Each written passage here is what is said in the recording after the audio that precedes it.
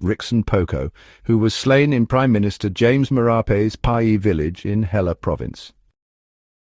Rixon Poco was the kind of person every family dreams of, intelligent, hard-working and humble. In 2023, he graduated from the Papua New Guinea University of Technology with a degree in applied physics with electronics and instrumentation. Rixon had a bright future ahead of him, full of promise and hope. Rixon could have gone anywhere, but he chose to teach in Hela province at the Hope Institute in Tari. This school, started by Prime Minister James Marape, was meant to give young people a second chance at education, a place for hope. And Rixon believed in that mission with all his heart. He also believed that, despite Hela's reputation for trouble, teaching in Prime Minister James Marape's electorate would be safe. But little did Rixon know that his dreams would be shattered. Just a year into his teaching career, he was stabbed and killed, his life taken by a 2-kina pocket knife. And the person responsible, a man from Prime Minister Marape's own clan from the village of Pai.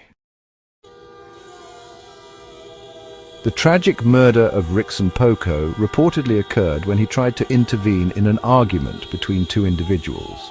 Alcohol is said to have played a role in fueling the violence, as the suspect was allegedly under its influence. Prime Minister James Marape called the killing by his clansmen of Pai village senseless and tragic. He promised justice. But people are asking, if the violence is happening in the Prime Minister's own province, why hasn't he done more?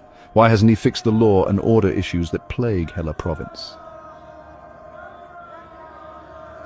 Tensions boiled over after Rixon's family travelled from Wabag to retrieve his body.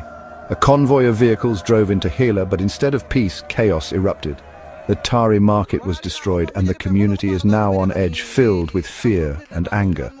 Papua New Guinea has heard of killings in southern highlands, Enga and other provinces, but the murder of Rixon Poco, a Unitec graduate with a degree in applied physics with electronics and instrumentation, is a devastating loss, not just for his family, but for the entire Enga province that prides itself on education.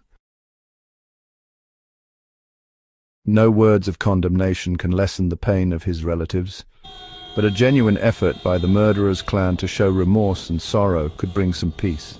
The Prime Minister must lead by example, starting with an apology to Rixon's grieving family.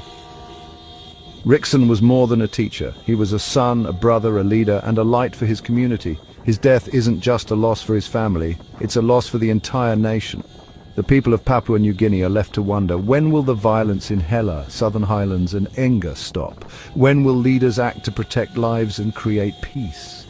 The Prime Minister's village of Pai is now under the spotlight. Will he act, or will his words remain just that, empty condemnations?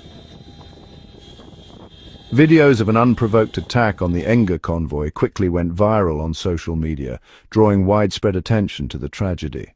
The convoy, which had travelled to Tari, Hela province to retrieve the body of the late Rixon Poco, faced unexpected hostility. A tragic misunderstanding saw street sellers and bystanders misinterpret their presence, escalating into violence as stones were thrown at the vehicles.